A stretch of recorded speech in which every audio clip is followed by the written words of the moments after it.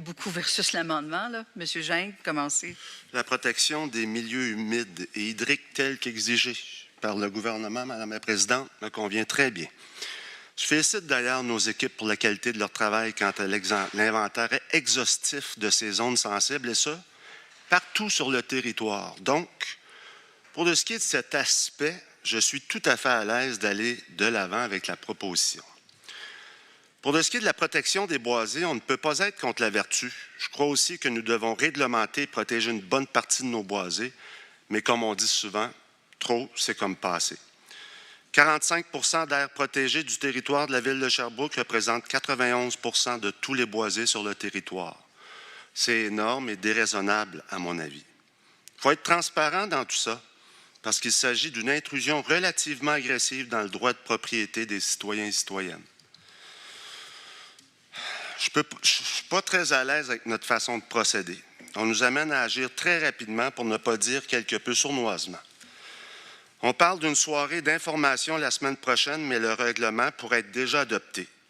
Belle façon d'apprendre aux citoyens et citoyennes qui, pour la plupart, ne savent même pas ce qui est en train de se passer, n'ont rien à dire autre que de prendre acte.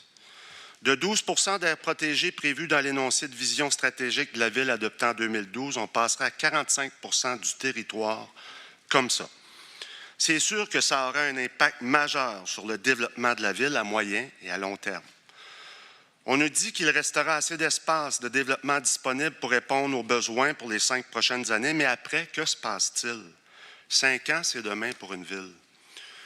Le pire, c'est qu'à nulle part dans ce projet, il n'est question des impacts économiques, financiers et sociaux et de sa mise en œuvre. Où sont les études d'impact économique qui devraient accompagner ce plan nature? Pour réaliser ce plan, à combien évaluez-vous le coût d'acquisition des boisés identifiés comme d'intérêt? Combien coûtera l'ensemble de la mise en œuvre de ce plan nature? Quel sera l'impact sur la valeur des propriétés et des quelques terrains encore disponibles? Compte tenu de la rareté des terrains qui seront disponibles pour le développement résidentiel et industriel, quel sera l'impact inflationniste sur les prix pour la construction de maisons unifamiliales ou multifamiliales ou industrielles? La ville de Sherbrooke sera-t-elle compétitive par rapport aux autres villes de la région et du Québec? Quel sera l'impact sur le prix des loyers? Quel sera l'impact sur l'exode des jeunes familles si l'accès à la propriété devient impossible à Sherbrooke? Quel sera l'impact sur l'étalement urbain vers les municipalités environnantes plus compétitives face à Sherbrooke? Combien la Ville pourra répondre aux besoins en logement dans 5, 10 ou 15 ans si le Québec connaît un boom d'immigration comme déjà anticipé par nos gouvernements et particulièrement l'immigration étudiante, tellement importante pour Sherbrooke? Si le développement immobilier est limité aussi drastiquement, il y aura aussi assurément un effet négatif sur les revenus de la Ville. Quel sera l'impact sur le compte de taxes des citoyens et citoyennes? La Ville manque déjà d'inspecteurs pour assurer le suivi de la réglementation. Qui assurera l'application des règlements du plan nature? Combien de personnel supplémentaires devrons-nous embaucher pour réaliser la mise en œuvre du plan nature et combien d'inspecteurs seront nécessaires pour en faire le suivi?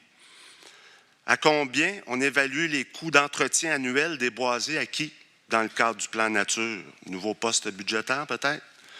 Combien a-t-on prévu pour d'éventuelles poursuites judiciaires? Ça, c'est l'angle qu'on n'a pas eu. C'est l'angle, c'est les questions que je me pose et auxquelles il n'y a pas d'études de déposer et que vous n'avez pas été consulté. Vous ne voyez pas ce côté-là. Il est important, ce côté-là. Donc, pas mal de questions sans réponse. Comment est-ce logiquement possible de voter en faveur d'un tel projet sans avoir en main toute l'information nécessaire pour faire un choix éclairé? Et Dieu sait que j'aimerais voter pour un tel projet. Mais pour moi, tant et aussi longtemps que je n'aurai pas les réponses à ces questions, je ne pourrai malheureusement pas voter pour le projet tel que présenté. Merci, M. Gingles.